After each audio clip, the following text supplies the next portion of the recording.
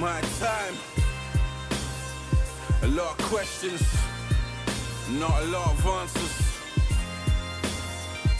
World, this is Kyza, aka the Chocolate Bear, aka Say So, and you're watching UKHH.com. I guess it's time to get my line straight. Put my thoughts in order so I check my mind state. The lessons I gaze, then the lesser time waits. So I try and make it count every second, every breath that I take. I'm still It's kind of organic and fluid for me, to be honest, because I've always referred to myself as a proverbial bear. You know what I mean? So, and I just describe my hiatus as being a hibernation, a metaphorical hibernation. A lot of things have happened in my life and stuff. To call it a metamorphosis is a bit of an understatement. I've been through a lot this year, and I've just decided just to sum up what's gone on up until now as my sleeping period. And yeah, I just decided just to work on my craft a bit more, with a bit more rhyming, production, which was new.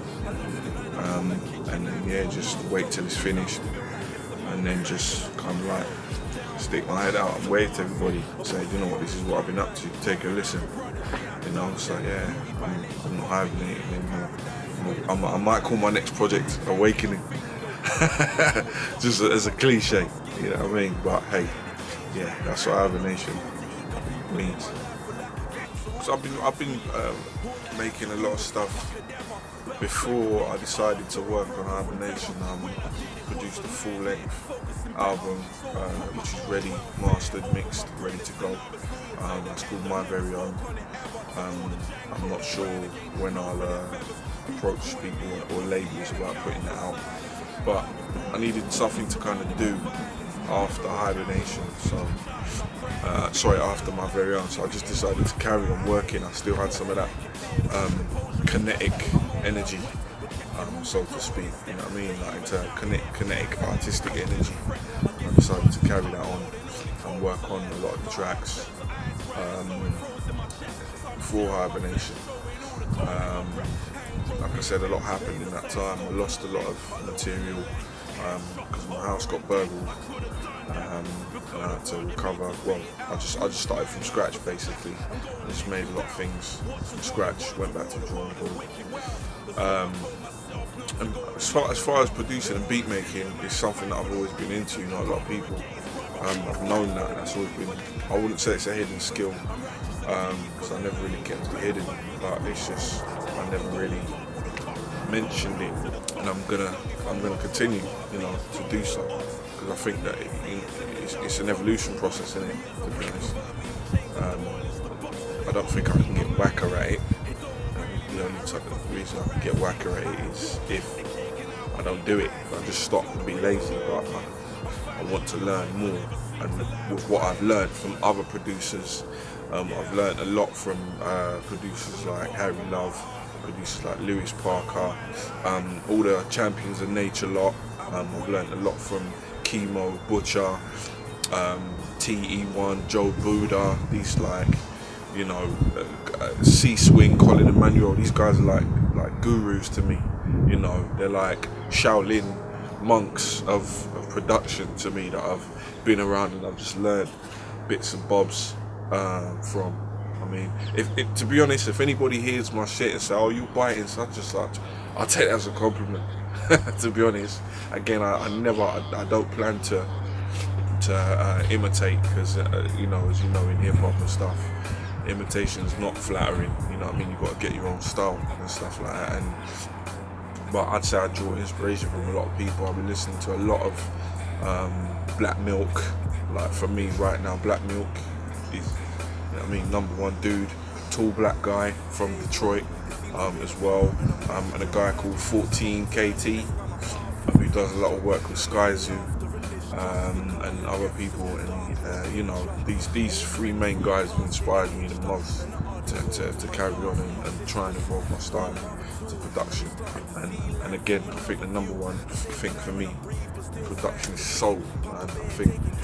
I think it's a bit lacking in production over here in UK. There's only a few people who actually put in like the swing in the drums, like, you know what I mean? Like, because anyone can take a sample, put a kick over it and do a bass. You got a hip hop tune. You know what I mean? That's it. But I'm not trying to think that way. I'm trying to put like actual soul back into it and just put a bit of a crazy twist on it as well. A bit of an awkward twist on it, because I'm a bit inexperienced, but I think that's cool. You know what I mean? To go into it. But yeah, that's my producing in a nutshell. A lot of old friends, we don't talk no more, cause you gotta move on and just to walk those thoughts about the past. It's all so raw, it brings a tear to my eye when I remember how we stormed those doors to the nightclubs. We get drunk and have to remember the ride bus to take us home, pure jokes, it was life, bruv. Writing to my own beats is hard.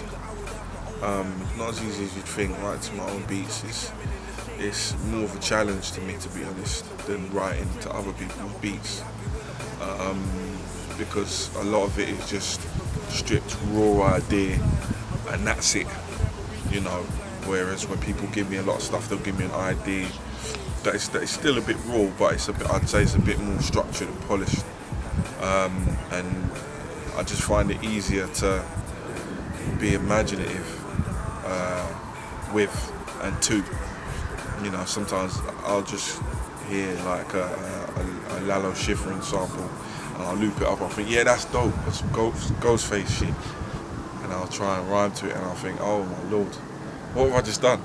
And I think, oh, I want to give it to someone else. I want to give it to Rude Adams, or I want to give it to Iron Braids or something like that, you know what I mean?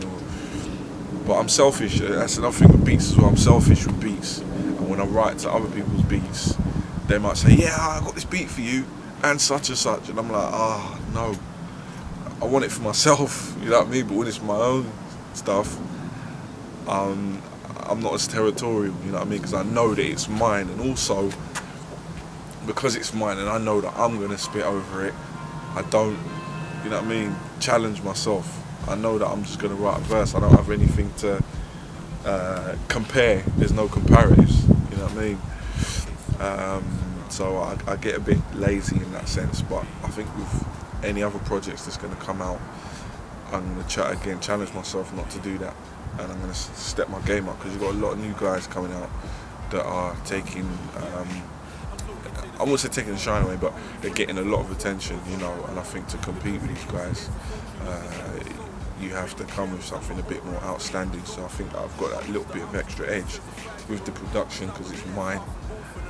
Bonus points, and then again just write some John Blaze shit. That's some old school terminology, you know what I mean? You got loads of different people. You got, like, you know what I mean? You got Iron Braids, you got the newly expanded Triple Darkness, like they're coming out with madness, you know. You got C Major, you know, again Iron Braids, loads of different people, man. Like T-Bear, Problem Child.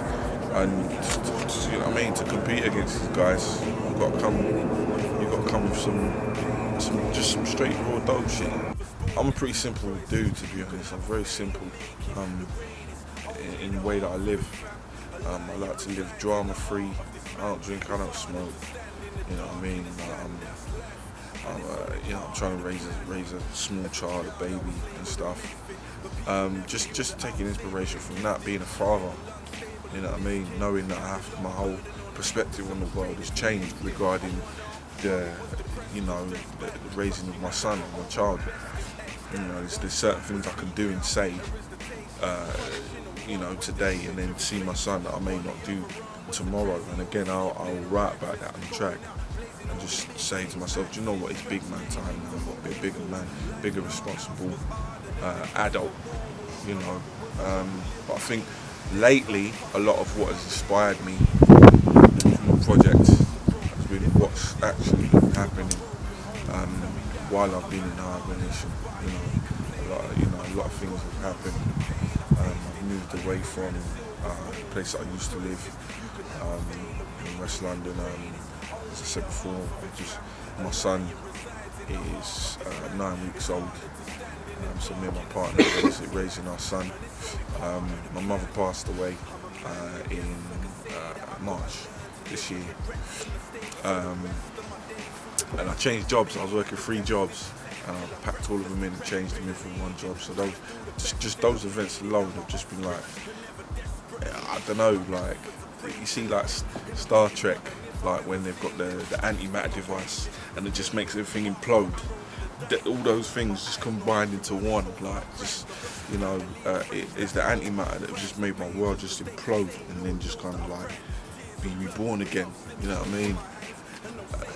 And that's been the main source of inspiration, man. It's made me kind of like in Phoenix mode, you know what I mean? The ashes of what's happened and just made me just rise again into a completely different person. What's next for me? Well, I've got plans. Loads of plans, man. I plan to get married. To be honest, that's what I want to do. I want to get married, man. I got this whole Clark Kent, son of Jarrell thing going on, man. And right now, I think the whole Clark Kent side is winning over. You know what I mean? I'm liking it. I'm liking being a dad. I'm liking being a parent. I'm liking being a prospective husband. You know what I mean? For my woman. I'm liking holding down a 9-to-5 job, being responsible, paying mortgage. All these things that people think is boring, but at the end of the day, man, like these are the things that kind of, you know, I won't say they 100% define who you are, but you know, people don't expect rappers, especially UK rappers, to be on that level, you know what I mean? Just be a normal, ordinary dude, and this is what I've been trying to tell people through my whole career. Like, I'm not this in it, like, you know what I mean? I have a life completely away from that, and that probably defines me more so than being Kyza, you know what I mean? Like, I'm trying to make people get to know Adam Henry now more so than, because they know Kyza already. So what's next for me? I'm going to still try my best to continue to let people know who Adam Henry is. Probably got about 3 more projects coming out. Again, I've got my very own, that's done and dusted, finished.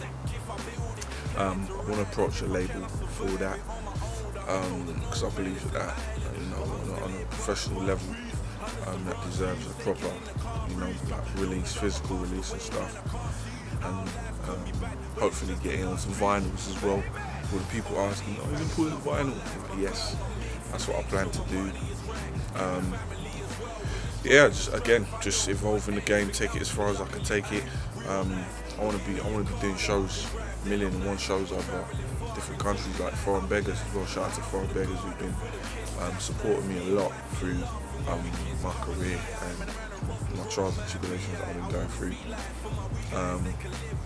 as well. And I just want to just be remembered and have a legacy in the UK.